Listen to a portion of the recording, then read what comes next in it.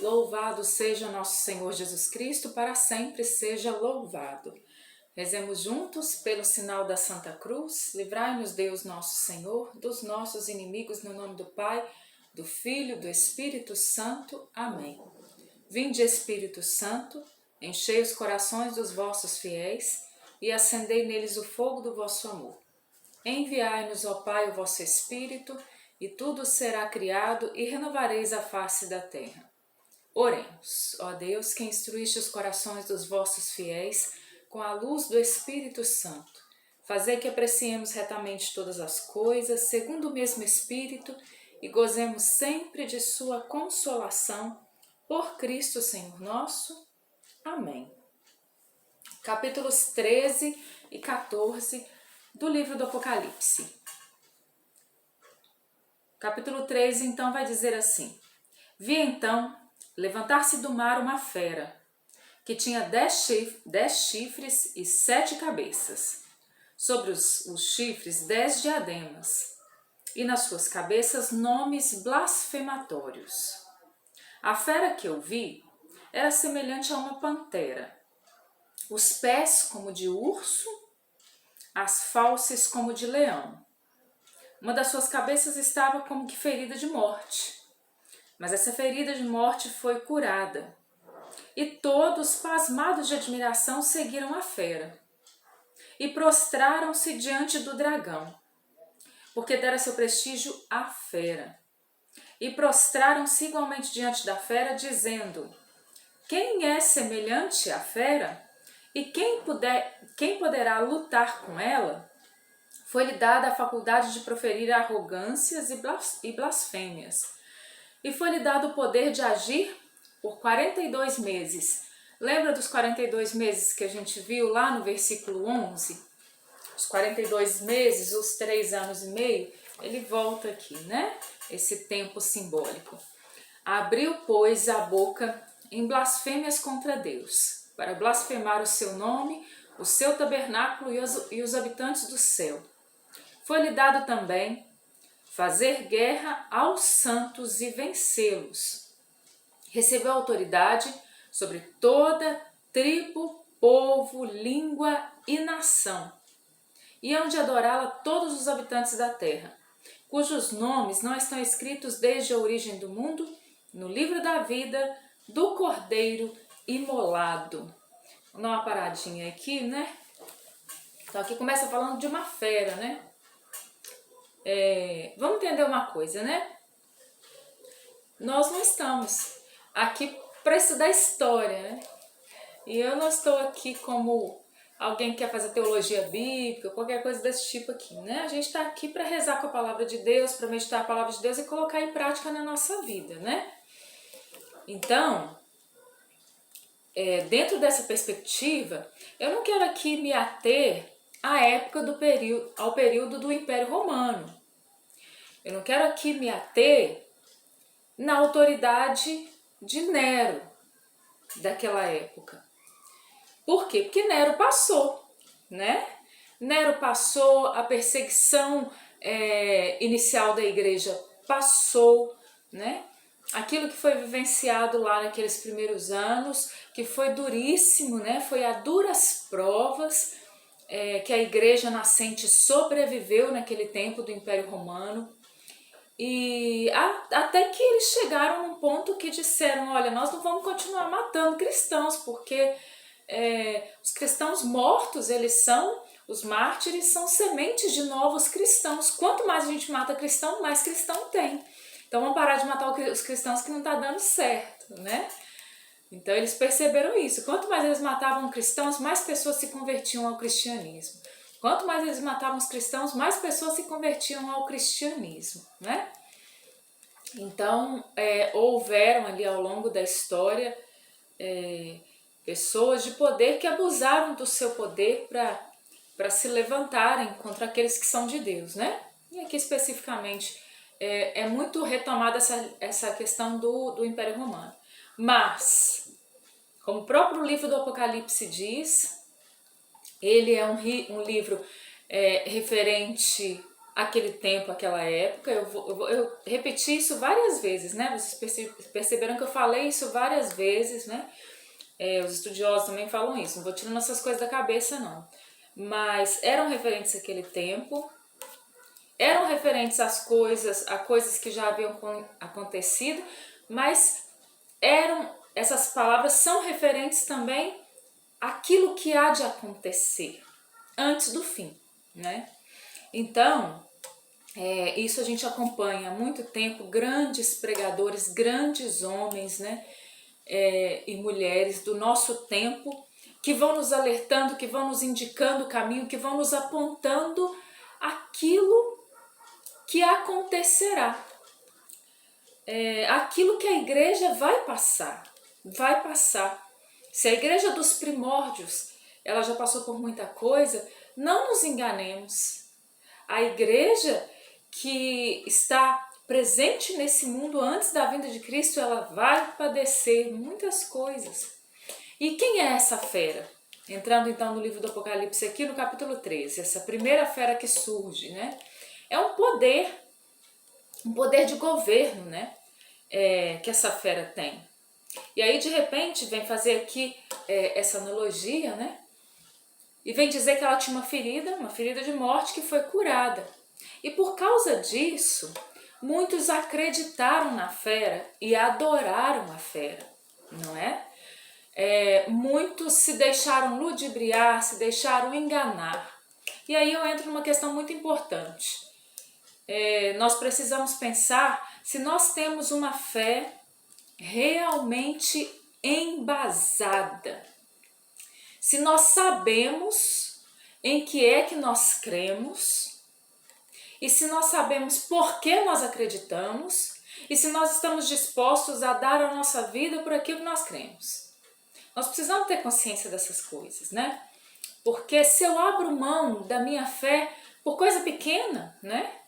Se coisa pequena me faz fraquejar, me faz titubear, me faz ficar cambaleando, se qualquer coisinha me abala, se qualquer coisinha me atinge, se eu não vou conformando a minha vida ao Evangelho, se eu não vou conformando a minha vida à Palavra de Deus, se eu não vou entrando na dinâmica do Espírito, se eu não vou lutando todos os dias e cada dia mais para me parecer mais e mais com Jesus, eu não vou aguentar quando os tempos ficarem mais difíceis, não é? Vamos continuar com a palavra. Quem tiver ouvidos, ouça. Quem procura prender será preso. Quem matar pela espada deve ser morto. Esta é a ocasião para a constância e a confiança dos santos. Eu amo esse versículo. Eu creio nesse versículo. Eu creio na Bíblia inteira, né? Lógico.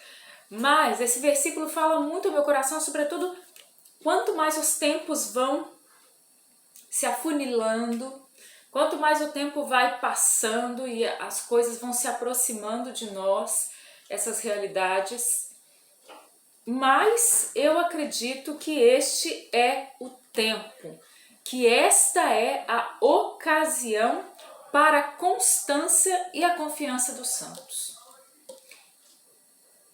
Que esse é o momento, esta é a ocasião para a constância e a confiança dos cristãos. E eu pergunto, né, a você, você tem sido constante na fé? Você tem sido constante na busca de Deus? Você tem sido constante na leitura da Bíblia, constante na busca dos sacramentos, constante na vida de oração, constante no Senhor? Como tem sido a sua constância em Deus? Como tem sido a sua constância na fé? Nós precisamos nos questionar como tem sido a nossa constância. Se nós temos tido realmente constância num mundo inconstante, se nós temos constância.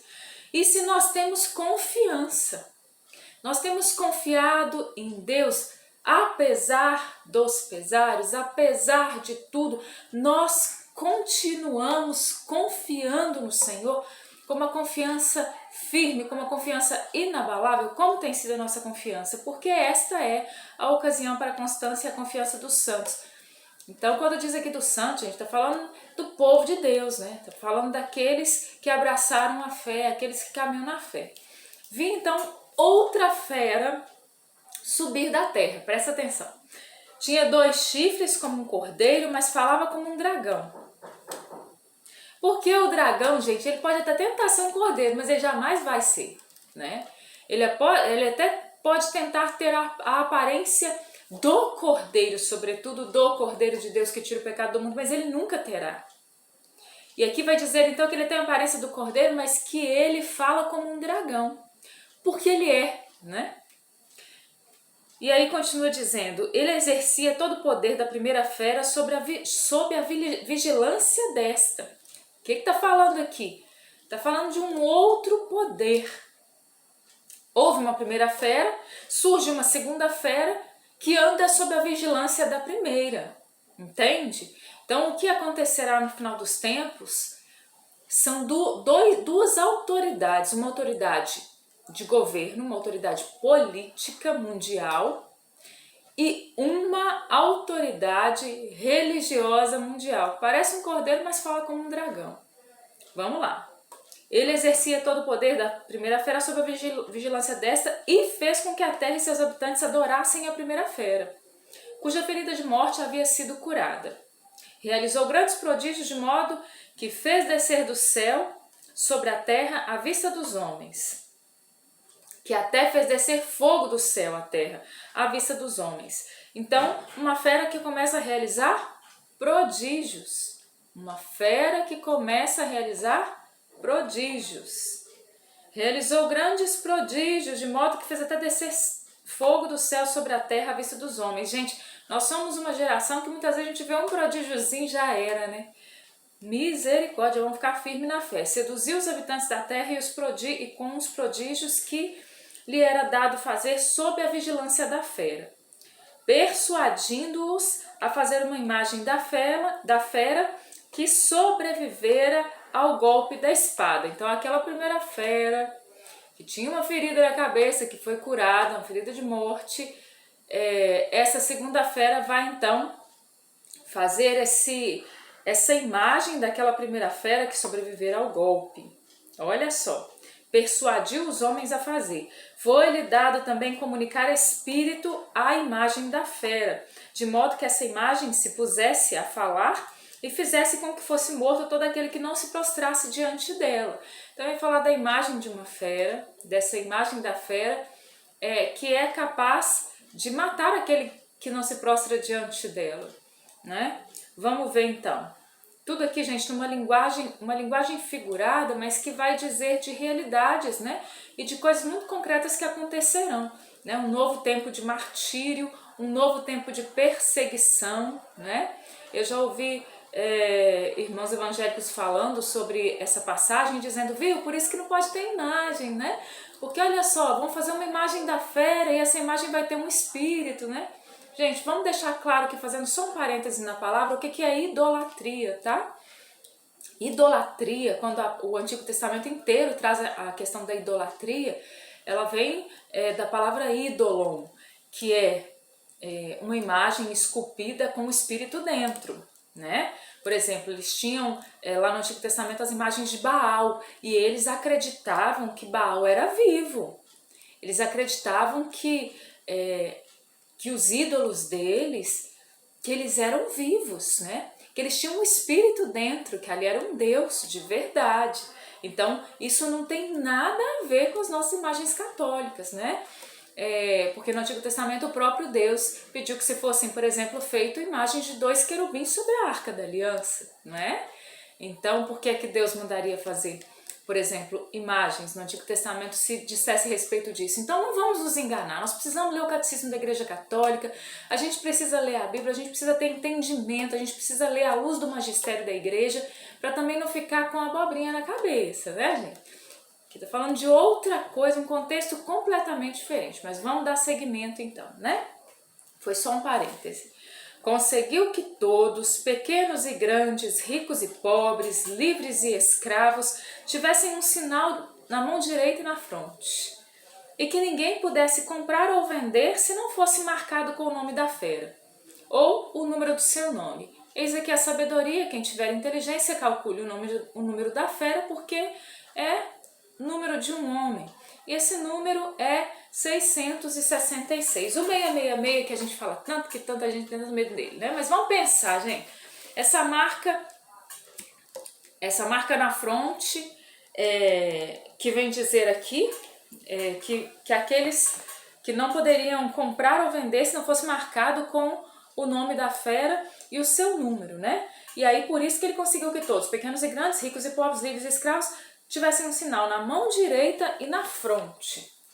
Mas aí não nos atendo e entrando tanto nessa realidade agora, nesse vídeo, mas vamos pensar uma coisa. Será que se nós formos impedidos de comprar e vender, nós nos vendemos facilmente e nos deixamos marcar pela fera? Não, já não deixo me marcar de jeito nenhum. Mas por que eu estou levantando essa questão, gente? Porque teve greve de caminhoneiros no Brasil. Gente, a população entrou em pânico na greve dos caminhoneiros. Você se lembra daquela greve antiga dos caminhoneiros ali, antes da pandemia? O povo entrou em pânico com a greve dos caminhoneiros. Então, assim, o povo saiu comprando arroz, aquele negócio todo. Quando entrou a pandemia, que o povo falou assim que ia faltar as coisas, gente, o povo ficou apavorado, né? Aquela coisa toda para comprar. Claro, eu entendo a situação do medo, entendo. Eu não estou questionando isso, né? Mas eu estou questionando até que ponto a gente é muito desesperado para ter as coisas, para ter acesso à saúde, à educação, à alimentação, às coisas, e até que ponto a gente não se venderia, né? Muitos de nós não nos venderíamos, não entregaríamos de mão beijada a nossa fé por causa dessas coisas, né? Nós temos que questionar. Quando faltou combustível, gente, falta combustível, o povo fica em pânico. Aqui na cidade, né, em todas as cidades, filas quilométricas para encher o tanque, mesmo se fosse caríssimo ali o combustível, vamos encher o tanque, né?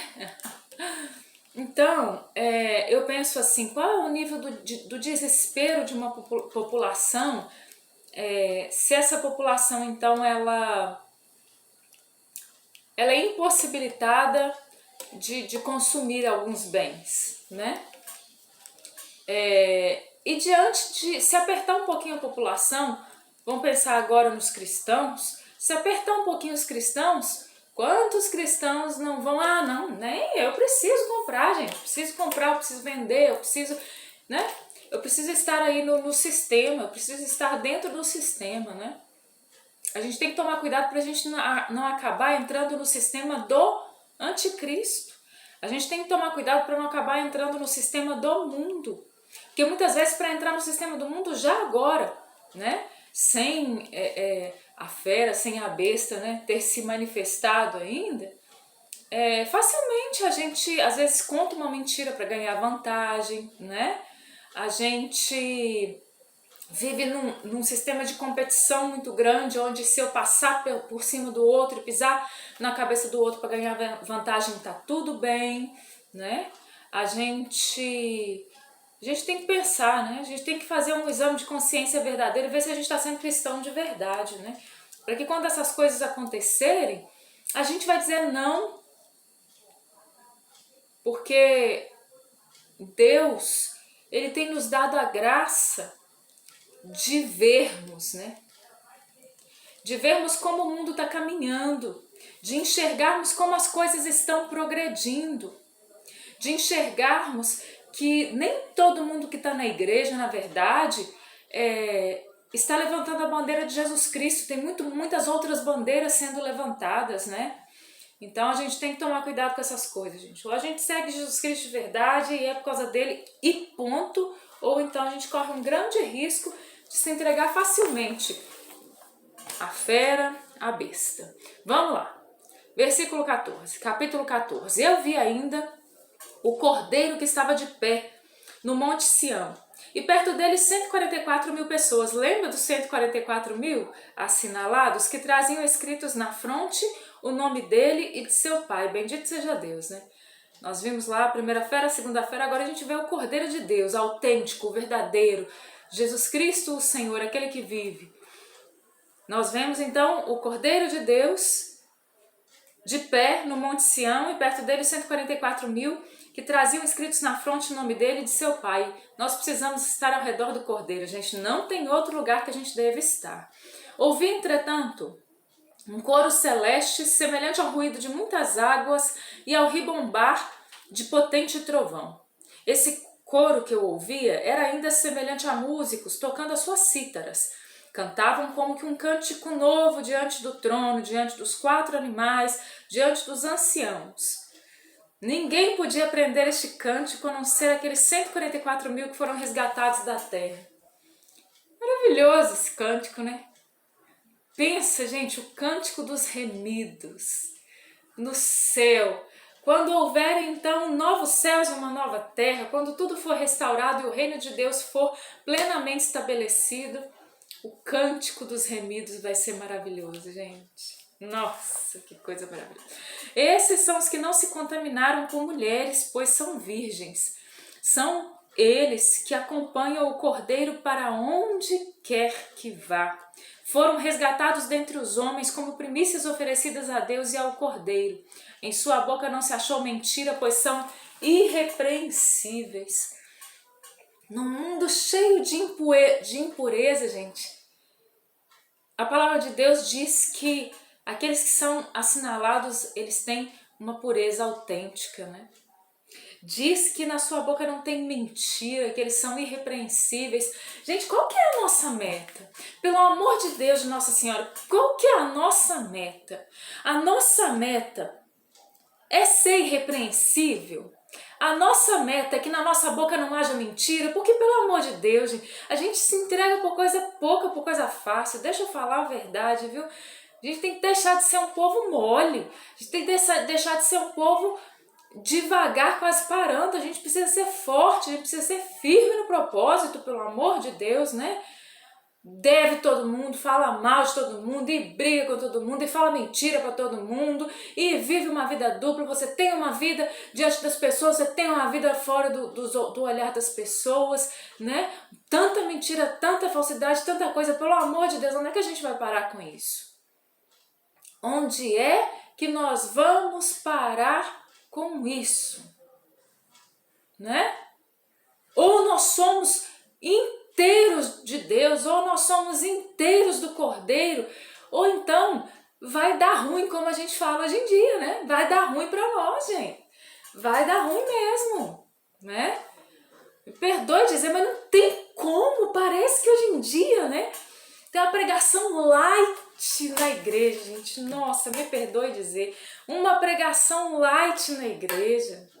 E dentro de nós, né, para nós mesmos, nós vamos ficando com uma verdade light. Não tem problema não, a gente vai arrastando a vida errada, a gente vai arrastando uma vida fora de Deus, a gente vai arrastando uma vida impura, a gente vai arrastando uma vida mentirosa, a gente vai arrastando uma vida desagradável a Deus, a gente vai arrastando uma vida cheia de impureza, a gente vai arrastando e a gente vai fingindo seguir Jesus Cristo, mas no final das contas não vai ter essa não. Ou você é todo de Deus, você não é, ou você é dos 144.000 assinalados na fronte, ou você vai ser aquele assinalado pela fera. Desculpa, mas vai chegar um tempo que não vai ter jeito mais de ficar levando essa vidinha mais ou menos nossa não, né? Vi então outro anjo que voava pelo meio do céu, tendo o evangelho eterno para anunciar aos habitantes da terra e toda a nação, e a toda nação, tribo, língua e povo. Vi então outro anjo que voava pelo meio do céu, tendo um evangelho eterno para anunciar aos habitantes da terra, e a toda nação, tribo, língua e povo. Gente, o evangelho, ele é do céu. O evangelho, ele é eterno. Jesus tem palavras de vida eterna, assim como os apóstolos disseram, assim como Pedro e os apóstolos disseram: Senhor, a quem iremos nós? Só tu tens palavras de vida eterna. A quem é que você tem ido? A quem é que nós temos ido que não a Jesus Cristo? Porque só Ele que tem palavras de vida eterna. Não é? E a gente está buscando a vida eterna aonde? Ou a gente nem está buscando nada a vida eterna, né? pensar nessas coisas, nós temos que pensar, porque aqui a visão é de um anjo que voava pelo meio do céu, tendo o evangelho eterno para anunciar aos habitantes da terra. E esse evangelho tem sido anunciado. E cabe a nós aderirmos ou não ao evangelho. Gente, pelo amor de Deus, né? Essa página do evangelho eu quero, a gente vai lá no evangelho, essa página do evangelho eu quero, essa página eu não quero, esse capítulo eu quero, esse capítulo eu não quero, esse versículo eu vivo, esses outros versículos aqui eu não quero nem saber de viver. Então você não vive o evangelho, ponto final. Vamos lá. Clamava em alta voz: temei a Deus, dai-lhe glória, porque é chegada a hora do seu julgamento. Adorai aquele que fez o céu e a terra, o mar e as fontes. Outro anjo seguiu-o dizendo: caiu a grande Babilônia, porque a grande Babilônia vai cair. Porque a casa vai cair, gente. A casa vai cair. Não adianta falar assim: ah, já você xinga demais, azar, né? Gente, o que eu digo aqui, gente, é porque a gente precisa estar alerta. Eu não posso negligenciar, eu preciso te alertar, a casa vai cair e que você não esteja debaixo dos escombros. Nós não podemos estar dentro da Babilônia. A Babilônia aqui como esse reino do mal. A gente não pode estar dentro da Babilônia, porque quando a casa cair, vai cair em cima da cabeça de todo mundo. Você quer que caia na sua cabeça? Eu não quero que caia na minha cabeça. Misericórdia. Vamos sair vazado da Babilônia, porque caiu. Caiu a grande Babilônia por ter dado de beber a todas as nações do vinho da sua imundícia desenfreada. A Babilônia que deu de beber as nações do vinho da sua imundícia desenfreada. Não esconda a sua imundícia desenfreada. Se você tem lá se banqueteado na Babilônia, nessa imundícia desenfreada, é hora, gente, da gente, alvejar as nossas vestes no sangue do Cordeiro. É hora de confessar, é hora de rezar, é hora de buscar a Deus, é hora de tomar vergonha na cara, é hora de tomar vergonha na cara, é hora de tomar vergonha na cara. Que Jesus vai voltar. Tem muita gente indo, gente. Tem muita gente indo ao encontro dele. E como é que a gente vai estar? Vamos parar de brincar, vamos parar de rir, né? Vamos parar de fazer gracinha, pelo amor de Deus. Vamos lá. Um terceiro anjo seguiu-os, dizendo em alta voz: se alguém adorar a fera e sua imagem e aceitar o seu sinal na fronte ou na mão, há de beber também o vinho da cólera divina, o vinho puro deitado no cálice de sua ira. Será atormentado pelo fogo e pelo enxofre diante dos seus santos anjos e do Cordeiro.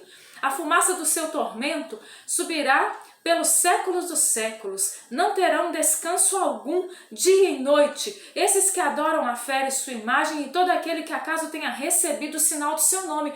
Vai ficar feia a coisa.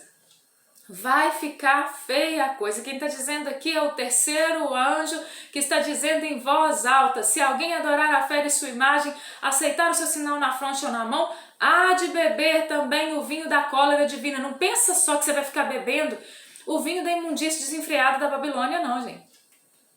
Não vamos pensar que a gente vai ficar bebendo o vinho da imundícia desenfreada da Babilônia. Por quê? Porque depois do vinho da imundícia desenfreada de Babilônia vai vir o vinho da cólera divina. O vinho puro deitado no cálice de sua ira será atormentado pelo fogo e pelo enxofre diante dos seus santos anjos e do Cordeiro. A fumaça de seu tormento subirá pelos séculos dos séculos. É o inferno, gente.